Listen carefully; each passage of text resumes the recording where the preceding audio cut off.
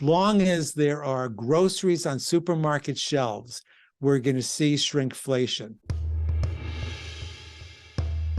In times of high inflation, people generally tend to pay closer attention to what they're spending, but most manufacturers count on them not noticing if packaging shrinks. So one man is trying to change that, raising awareness about a common practice known as shrinkflation. My father was a cheapskate.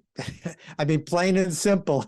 Edgar Dworsky knows what it means to be frugal. So I learned from the best. He's been tracking not only prices, but the size of goods since he was a teenager. I remember my Mounds candy bar in the 1960s used to be 2 ounces, then it became 1 point something.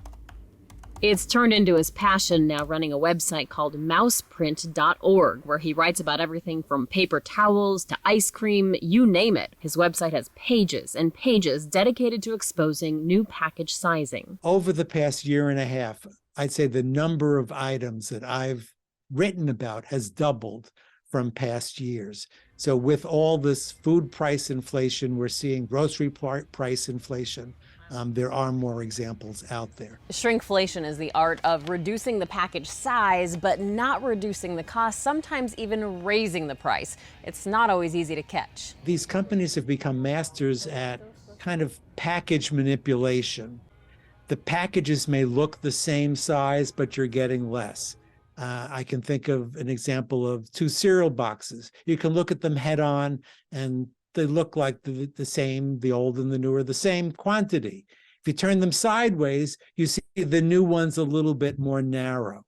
At some point, I don't know how these boxes can even stand up on the shelf. They're getting so narrow. People send Edgar tips about products like this one about toothpaste, showing the tubes dropping in size, or this one on a milk producer that shrunk its half-gallon carton down to 59 ounces. Is there nothing off limits?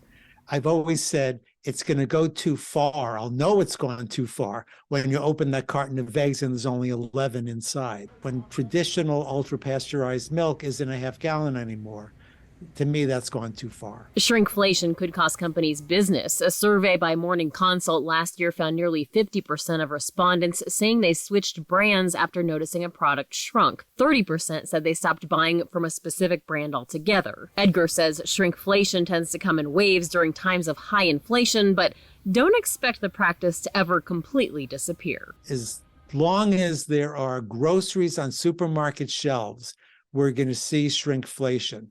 Hopefully the number of instances will decrease when inflation decreases. So what can you do? Edgar says before you go to the store, take a look in your cabinet at the item you're going to replace and look at the net weight or net count of that item and then compare it when you get to the store. He says generic brands or store brands are usually the last to downsize. And he also says to pay close attention to that per unit price on the price tag. I did ask Edgar what a typical shopping trip for him looks like. He says it's very strategic. He only goes to the store if something he needs is on sale. He buys in bulk, and he says usually his grocery trips never cost him more than $20.